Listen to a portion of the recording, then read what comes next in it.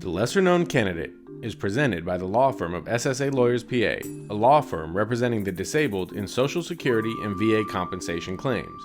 If you need an attorney to assist you with a Social Security or VA compensation claim, call the law firm of SSA Lawyers PA at 1-800-875-8064 or send an email to info@ssalawyers.com. And now, back to the lesser-known candidate. David Bernstein was preparing for his lecture on presidential primaries and elections. The evening's lecture was going to be about the campaign of 1832. Jackson was a popular president toward the end of his first term. The only hiccup in his campaign for re-election was a personal conflict with his vice president John Calhoun and his wanting to do away with the Electoral College and his vacillation over whether to support rechartering the Bank of the United States. Jackson's opponents were able to get a bill passed by the House and Senate to recharter the bank. Henry Clay, a member of the National Republican Party, led the move.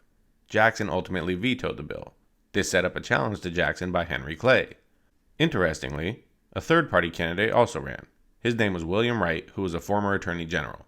His party was known as the Anti-Masonic Party, and they opposed Clay and Jackson because of their membership in the Masons. The most significant consequence of the third party running a candidate was that this party was the first to hold a convention to elect their candidate. The Democrats and the National Republicans mimicked the Anti-Masonic Party and held conventions also. So the importance of the 1832 election, among other things, is that it was the beginning of the convention system for parties to select their nominee for president. Jackson won handily with 219 electoral votes. Clay had 49 electoral votes.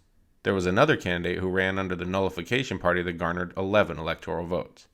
During Jackson's term, the Indian Removal Act was passed, which put pressure on Indian tribes to accept land exchange treaties and eventually led to the Trail of Tears. Also during his presidency, South Carolina passed the Ordinance of Nullification, which was against the institution of permanent tariffs. This led to Congress passing a Compromise Tariff Act, as South Carolina had threatened to withdraw from the Union. After the Compromise Act was passed, South Carolina withdrew the Nullification Ordinance, but this was a harbinger of things to come. While Jackson was president, Texas was at the center of an immigration dispute. However, the problem is not with Mexicans trying to come to the United States. It was United States settlers coming into Texas, which at the time was part of Mexico. When Mexico won its independence in 1821, Texas was part of the new nation of Mexico. Initially, Mexico allowed immigration of Anglos into Texas. By 1834, there were 30,000 Anglos versus 7,800 Mexicans. In 1835, Santa Anna's government shifted to the right, and public sentiment in Texas by both Mexicans and Anglos was toward revolution. In 1836, Texas won the Texas Revolution and declared itself independent. In 1836, Jackson's hand-picked candidate, Martin Van Buren, ran for president under the Democratic ticket. In 1935, a new political party emerged known as the Whig Party. The Whig Party ran multiple candidates, hoping to force the election to be decided by the House of Representatives. The strategy almost worked. Van Buren received 51% of the popular vote and 170 electoral college votes. He needed 148 to win. The four other candidates received a combined total of 124 electoral votes. This got David to thinking. What if a third-party candidate ran for election and won Florida or Texas, and even though they came in a distant third, neither the Democrat or Republican received enough votes to get greater than 50% of the electoral college votes? If that happened, the president would be decided by the House of Representatives, while the vice president would be decided by the Senate. If the House and the Senate were split, you could theoretically have a Republican president and a Democratic vice president, or vice versa. That would be interesting. At any rate, by 1836, there was the Democratic Party and the Whig Party. The Whigs were basically a party opposing Andrew Jackson. The name was of British origin and meant that they were anti-monarchists, and it was an attempt to portray Andrew Jackson as a wannabe king. The Whigs were hardly unified and comprised of diverse groups. Some were anti-Masonic, others were abolitionists and opposed to Jackson's treatment of Native Americans. The Whigs supported the Second National Bank of the United States and respect for decisions of the Supreme Court. They believed the president's power should be checked and that Congress should have the greatest power to enact laws. The Whigs supported higher tariffs and distribution of money to states to help relieve financial crises. Finally, for the most part, Whigs generally opposed slavery. In 1840, the Whig Party ran William Henry Harrison against Democratic incumbent Martin Van Buren. Harrison was known as a war hero for his participation in the Battle of Tippecanoe. He and his vice presidential running mate John Tyler ran under the slogan "Tippecanoe and Tyler too." The Battle of Tippecanoe was a skirmish between American soldiers and Native American warriors in 1811. The skirmish followed an attempt by Shawnee leader Tecumseh to organize a confederacy of Native American tribes to combat an influx of pioneers coming into the Native American lands. Harrison and Tecumseh agreed to a ceasefire, but Tecumseh's brother, against Tecumseh's wishes, attacked Harrison's troops. Harrison's men successfully defended the attack and then torched the Shawnee village of Prophetstown, which was the proposed capital of the new Native American Confederacy. As a result of the battle, Harrison became a war hero. Harrison became a brigadier general and won many battles in the War of 1812 with Great Britain. In 1813, his troops defeated the combined forces of Britain and Native Americans at the Battle of the Thames. In that battle, Indian leader Tecumseh was killed. Harrison went into politics after the war. He was first elected to the House of Representatives in 1816 and then to the Senate in 1824. Harrison retired to private life in Ohio until 1836, when he was the nominee for president on the Whig Party ticket. Although he lost to Martin Van Buren in 1836, as a result of the financial crisis during Martin Van Buren's presidency and William Henry Harrison's popularity as a war hero and man of the people, in 1840, Harrison defeated the incumbent. Harrison's presidency, however, would be short-lived, as he died about a month after the inauguration. In 1837, there was a financial crisis in the United States, which led to a major depression. There were a number of factors which caused the financial crisis both domestically and internationally, but Van Buren received the blame. Retrospectively, Van Buren walked into a mess created by Jackson, who had deregulated the banking system. What was interesting to David was how Harrison got the nomination. In those days, delegates were not elected by the voters. Delegates were generally members of the party in Congress. In the 1940 Whig Convention, there were 4 main candidates: Harrison, Tyler, Winfield Scott, and Henry Clay. On the first ballot, Clay had the most voters, but then Scott supporters switched to Harrison. Tyler was selected as the running mate to get balance to the ticket. As it turned out, when Tyler succeeded Harrison, he did not support the Whig platform and in fact was pro-states' rights. He was expelled from the Whig Party and almost everyone in his cabinet resigned. By the end of his term, John Calhoun was the Secretary of State, and he and Calhoun returned to the Democratic Party, a party that supported states' rights, big landowners' interests, and slavery. John Tyler ended up helping create the Southern Confederacy and died in 1862 as a member of the Confederacy House of Representatives. In 1836, Texas seceded from the Republic of Mexico and became an independent state. Mexico did not recognize Texas as an independent state and considered it a rebellious province. In 1844, there were southern states that supported annexation of Texas. Van Buren came into the convention as the favorite to win the nomination. However, he opposed annexation of Texas, and this cost him the support of the southern states and expansionists. Lewis Cass was Van Buren's major opponent. Cass supported the annexation of Texas. He had the support of southern states, but not enough support to achieve the 2/3 vote necessary to secure the nomination. Other well-known candidates, such as former Vice President Richard Johnson, Senator James Buchanan, Secretary of State John Calhoun, and Senator Woodbury of New Hampshire, also vied for the nomination. James Polk was a former Speaker of the House and former Governor of Tennessee. He was hoping to be picked as Vice President for Martin Van Buren. Although he supported Van Buren personally, he was also pro-annexation of Texas. Polk became a compromise of the Democratic Party. The Whig Party nominated Henry Clay of Kentucky as its nominee. Henry Clay was a slave owner, but opposed annexing Texas because he feared it would provoke a war with Mexico. There was also a fear in slave states that annexation of Texas would produce a bigger demand for slaves, driving up the cost. Polk won the general election. A possible contributory factor was his support of the idea of manifest destiny, that the U.S. should stretch from coast to coast. Polk also said on his campaign that he would be a one-term president. James Polk followed through on his campaign rhetoric. Through negotiations, the United States annexed the Oregon territories to the 49th parallel and started a war with Mexico. As a result of the war, the United States acquired land from Mexico that would become California, Nevada, Utah, New Mexico, Arizona, and Colorado. This set up the stage for the 1848 election, a time when the nation was bitterly divided between pro-slave and anti-slave factions. In 1848, the Whig Party chose General Zachary Taylor. He was a popular, successful general in the United States-Mexican War. His position on slavery was unclear, and his running mate, Millard Fillmore, was known for being moderate on the issue of slavery, even though he was from New York. The Democrats nominated Lewis Cass, who supported the principle that people in the territories should determine whether to be a free state or territory, or a slave state or territory. Cass was opposed by Martin Van Buren. When Van Buren lost the nomination, he joined the Free Soil Party, which opposed the expansion of slavery into the Western Territories. Van Buren and the Free Soilers got over 10% of the popular vote, and some say that Van Buren cost Cass the election, while others say he took votes away from both parties equally. In any event, Taylor's win was largely deemed a popularity contest. Taylor died in 1850, a little over a year into his term as president, and Millard Fillmore became president. Although he was a Northern Whig, Millard Fillmore supported the Compromise of 1850, which admitted California as a free state, but resulted in the enactment of the Fugitive Slave Act, the act which upheld in the infamous Dred Scott Supreme Court case. Millard Fillmore was the last Whig president. The party weakened under Millard Fillmore, with many members becoming associated with the fledgling Republican Party. In 1852, the Whig Party refused to nominate Fillmore as their presidential candidate and instead nominated Winfield Scott, a general from the Mexican-American War. Scott was anti-slavery, which hurt him in the South. The Democratic Party in 1852 supported the Compromise of 1850. The main candidates for the Democratic nomination were James Buchanan, Lewis Cass, William Harvey, and Stephen Douglas. None of these candidates, however, could get a two-thirds supermajority for the nomination. Franklin Pierce, a Northern Democrat who was not anti-slavery, won the nomination as a dark horse compromise candidate. The party picked Southern Democrat William King to run for vice president.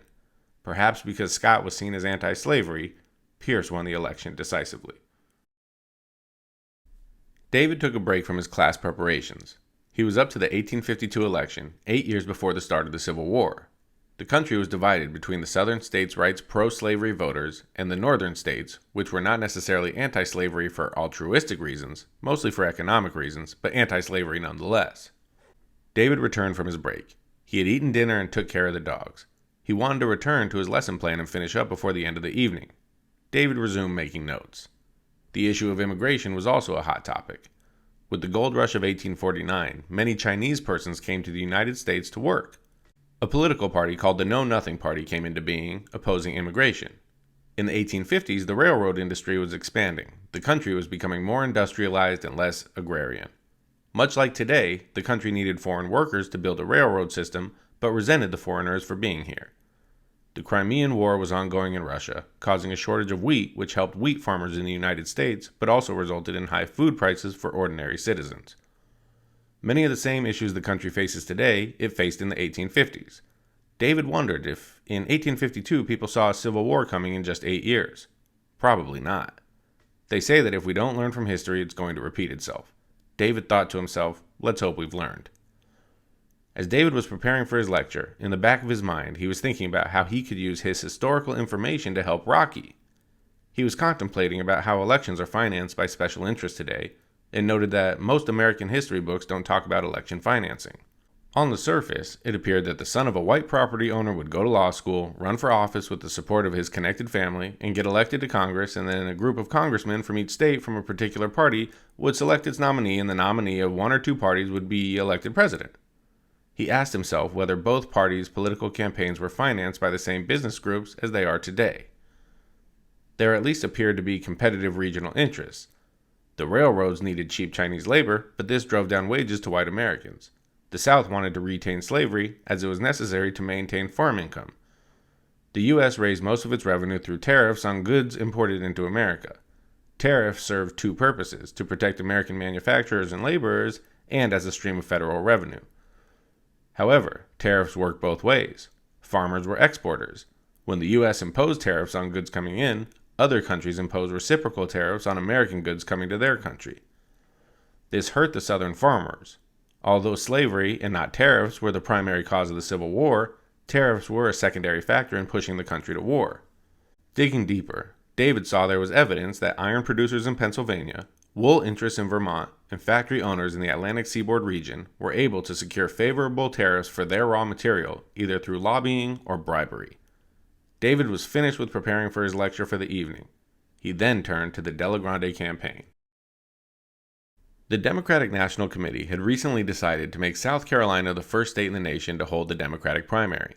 The strategic move benefited the incoming president, but also possibly benefited Rocky. To attain delegates, a candidate must receive at least 15% of the vote. Where there is no incumbent candidate, and it is early in the primary season, votes can be split among several or more candidates with each receiving delegates. In states like New Hampshire, the filing fee is only $1,000, and many candidates enter that primary. New Hampshire even conducts a tongue-in-cheek, lesser-known candidates debate where candidates who have little or no chance of getting delegates will debate each other. One perennial candidate, a man who calls himself Vermin Supreme, would dress up in mismatched clothing and wear a boot on his head, promising that if he was elected, every American would get a free pony. South Carolina was different.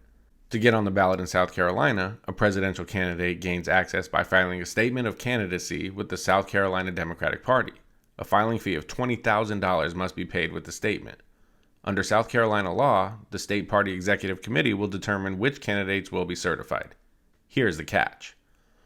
The executive council will only vote to certify those candidates who are bona fide Democrats, whose record demonstrates their faithfulness to the Democratic Party, who are generally acknowledged or recognized in the news media throughout the United States as viable candidates for that office, who actually are campaigning for the South Carolina Democratic presidential primary, who voted in their own state's most recent Democratic primary, and are taking demonstrable steps to qualify for delegates in at least 12 states. The bad news is that it was a very difficult burden to obtain ballot placement. The good news was if Rocky could get on the ballot against the incoming president, he might be the only opponent giving him a shot at the 15% threshold. David knew that the Democratic Party would do everything in its power to keep Rocky off the ballot. The term generally recognized or acknowledged in the news media is a vague term, and even if Rocky could meet all the other criteria, he could be denied access.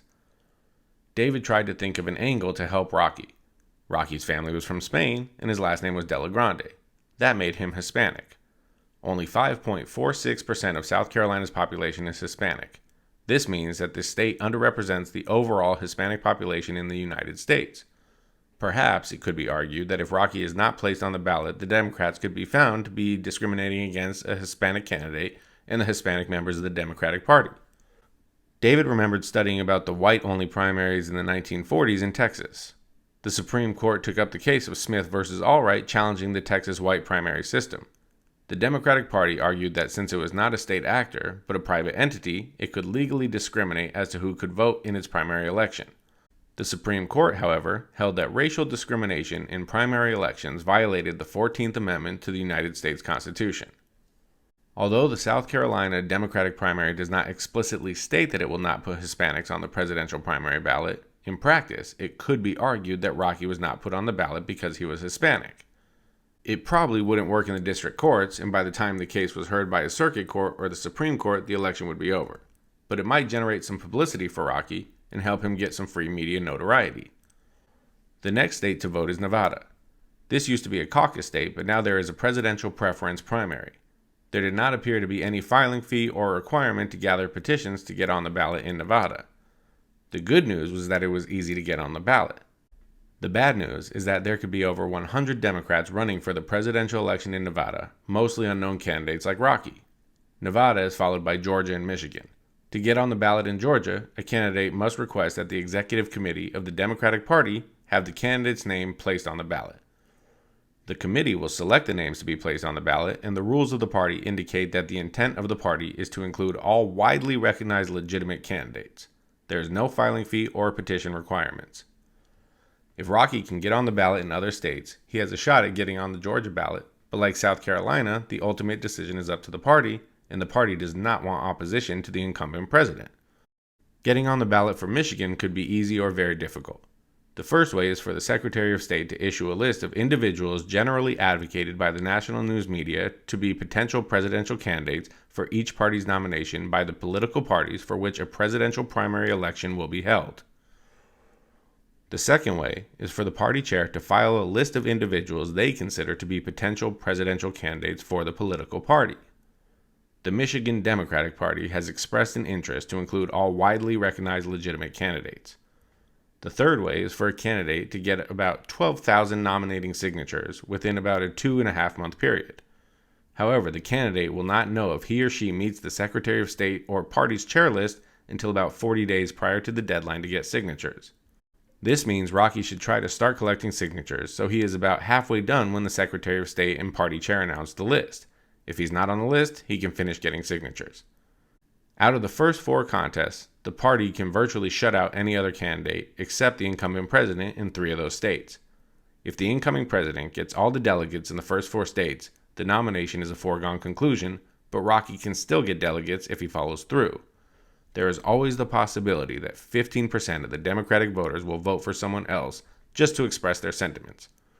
The easier it is to get on the ballot, the more likely other lesser-known candidates will try to gain ballot access. For some reason, there are always a few people who want to run for president and be on the ballot, even though they have no chance of winning, and they're just throwing their money away. The Yankees' first game of the year was scheduled for March 30th at Yankee Stadium. This would be a sold-out game and a good opportunity to kick off the campaign with a fundraiser with Adam George. Rocky decided to rent a banquet room at a nearby hotel and send invitations to people who contributed to political campaigns and copy the media. For $250, a person could attend the fundraising event, which would have heavy hors d'oeuvres and drinks, and have their picture taken with Adam George. The event would be limited to 50 people. This would be a great start in getting the contributions needed for matching funds. He figured there may be people coming from New Jersey or Connecticut, since both states are close to New York and have a lot of Yankee fans. Miguel de la Grande, Rocky's middle son, volunteered to be in charge of fundraising. He was the son who played baseball in college with Adam George, and he was the one who arranged to have Adam be the celebrity spokesperson for the dealerships. Miguel de la Grande was also in charge of the campaign website. Miguel didn't want his dad to waste a lot of money on this campaign, but he didn't want him to embarrass himself too much either, so he decided to go with a stock campaign website through GoDaddy. The domain, Rocky for President, was available, so he purchased the website and set up a web page.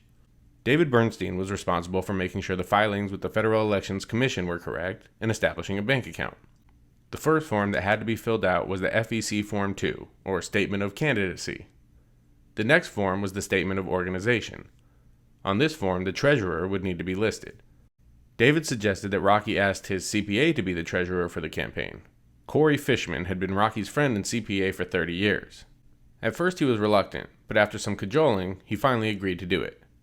Little did he know what he was getting himself into. After the forms were filed with the Federal Elections Commission, a Federal Elections Commission ID was assigned, and a bank account was opened. Rocky deposited $50,000 into the account as seed money to get started.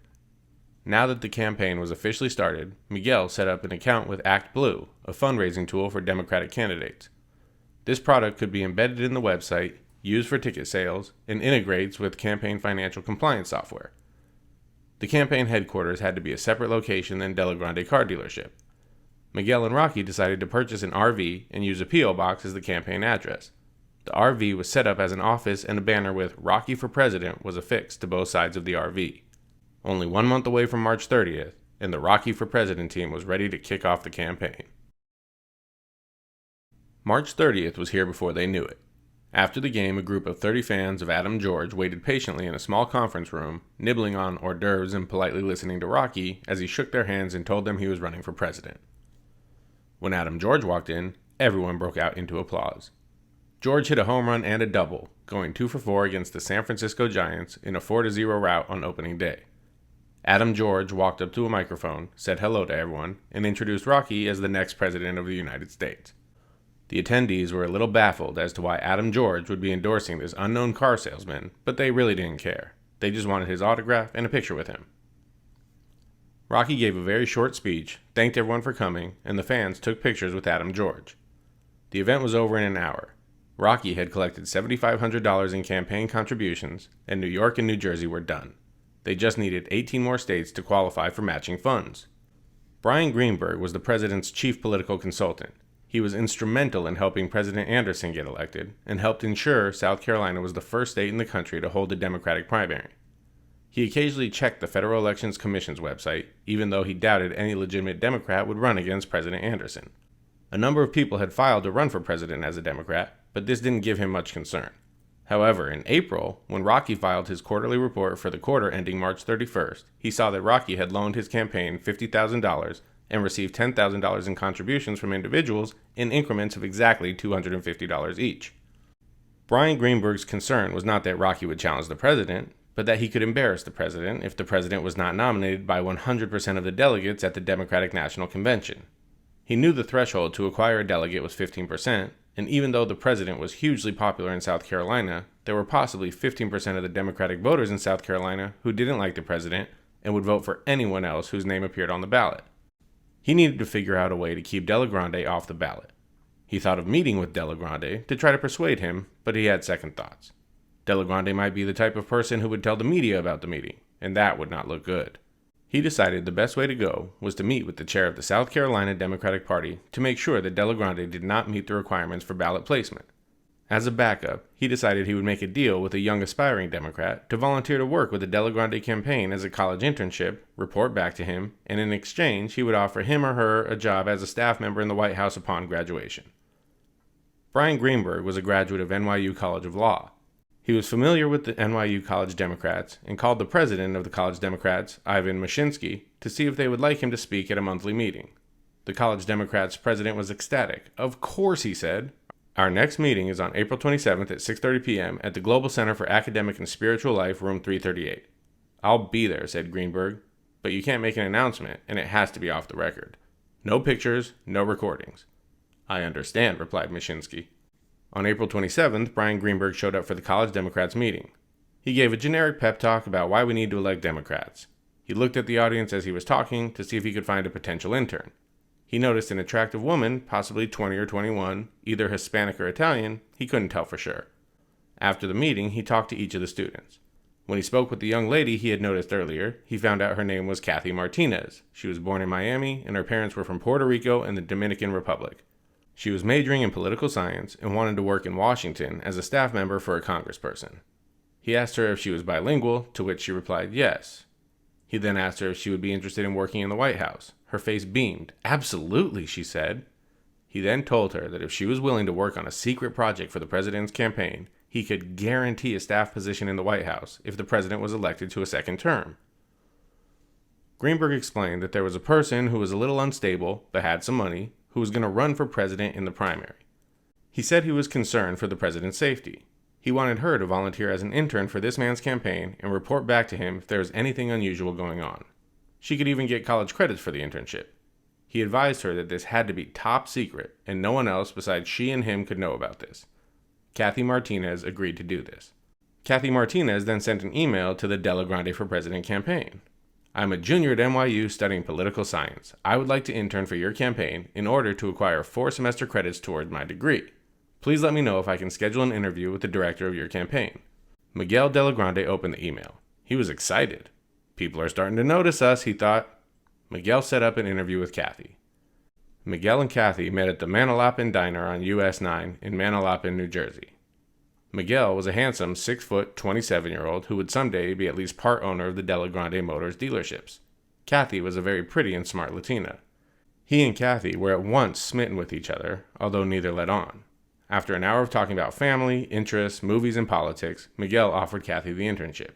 She would work with him on fundraising and the website. Kathy was very happy with this arrangement. She felt guilty that she was actually technically working against Miguel's dad, but they would never know, and she actually wasn't doing anything to harm the campaign. She was just there to report back to Brian as to what the campaign was doing. On April 9th, the Yankees were playing the Orioles in Baltimore at the Camden Yards. The Yankees had gotten off to a great start and were 6-1, while the Orioles were in last place at 0-7. Even though the Yankees were for the most part disliked in Baltimore, there were enough transplants from New York who wanted a picture with Adam George to raise enough money to satisfy the $5,000 at $250 per person minimum to secure Maryland as a state counting toward the matching fund qualifying threshold. Rocky had rented the presidential parlor room at the Hilton just a short distance from Camden Yards. The game started at 7:05 p.m., and Adam had to be at the ballpark at 2 o'clock for batting practice and to warm up, so the fundraiser took place in the morning. Miguel and Kathy made the catering arrangements and took care of collecting and documenting the contributions. Rocky knew that nobody was there to see him, so when Adam introduced Rocky, he just thanked everyone for coming and said that rather than bore them with a political speech, they should just check out his website and enjoy the food. Adam posed for pictures with the guests and was gone in 45 minutes. The next stop was Cleveland. The Yankees had a 3-game series in Cleveland from April 10th to April 12th. They decided to do the fundraiser on Wednesday morning. They knew it may be difficult to get people to come out on a Wednesday morning for a political fundraiser for a completely unknown candidate, even if they could meet Adam George. Nonetheless, they booked a VIP suite at the Hyatt Regency at the Arcade. A small group of 22 Yankee fans were escorted to the suite, where they were offered coffee, orange juice, and assorted pastries. Rocky introduced himself to each of them, and they politely shook his hand. About 15 minutes after the announced start time, Adam George came into the room. He introduced Rocky, took pictures with the guests, and left. Miguel and Rocky were all smiles. New York, New Jersey, Maryland, and Ohio were completed. 4 down and 16 to go, and it was only April. They agreed that they should be able to qualify for matching funds before the All-Star break. The Yankees were at home until April 24th. Rocky and Miguel returned to Freehold to check on business at the dealership and to get back to normal for a few days. Kathy Martinez said she needed a few days off to go back to New York and work on her housing and schedule for the fall semester. When Kathy got back to New York, her best friend Hannah Rosen invited her to stay in her apartment. On April 18th, Kathy got a call from Brian Greenberg. "How's it going?" he asked. Kathy responded that it was interesting. She advised that nobody seemed to pay attention to Rocky, but he was raising money because baseball fans wanted to take a picture with Adam George. "What are you talking about?" Brian asked. "Oh," Kathy said. "Adam George is the celebrity spokesperson for Rocky's car dealership and a friend of Rocky's son. So we're doing fundraisers in the cities where the Yankees are playing. Before or after the game, potential donors are invited to meet Adam George and get a picture with him if they make contributions of $250. "I see," said Brian. "Thanks for the heads up. Keep up the good work. I'll talk to you soon." Brian was concerned, but not overly concerned. Why is Rocky trying to raise money at away games? Brian asked himself. You can make more money staying in New York and New Jersey. It didn't dawn on him that Rocky was doing this to qualify for matching funds. The major political candidates always raise and spend so much money that matching funds wasn't even on their radar. Brian Greenberg did not have any direct connections with the owner of the Yankees, Hal Steinbrenner. Mr. Steinbrenner regularly gave campaign contributions to both Democrats and Republicans. He was sure that if the president asked Hal to tell Adam George to stop doing these fundraisers, he would oblige, but it could backfire.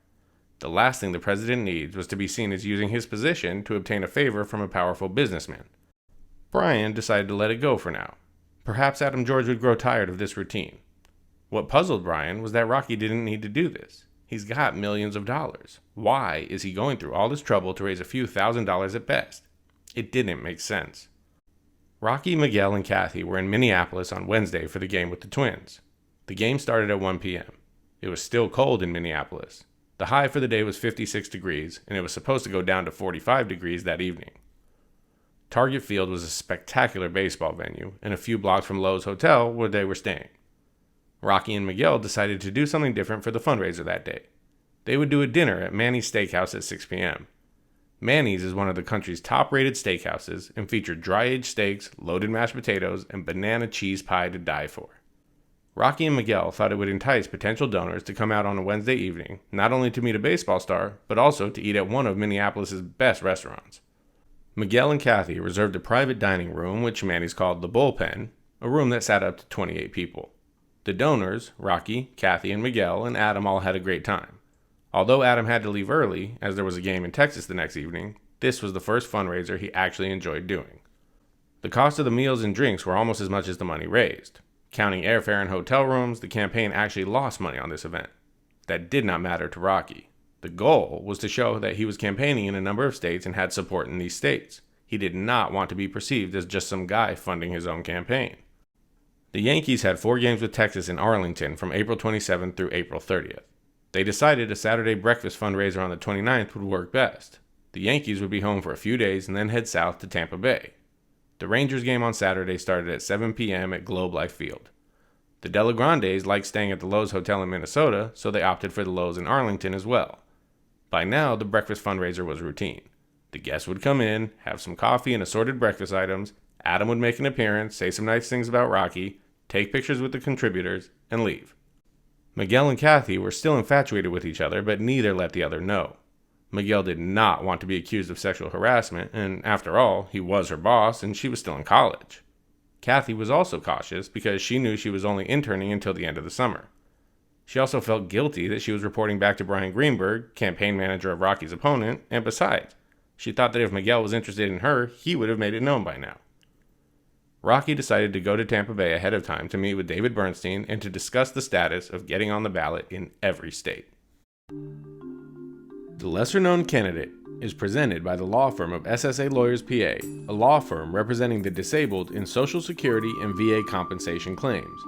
If you need an attorney to assist you with a Social Security or VA compensation claim, call the law firm of SSA Lawyers PA at 1-800-875-8064. or send an email to info@ssalawyers.com. And now, back to the lesser-known candidate.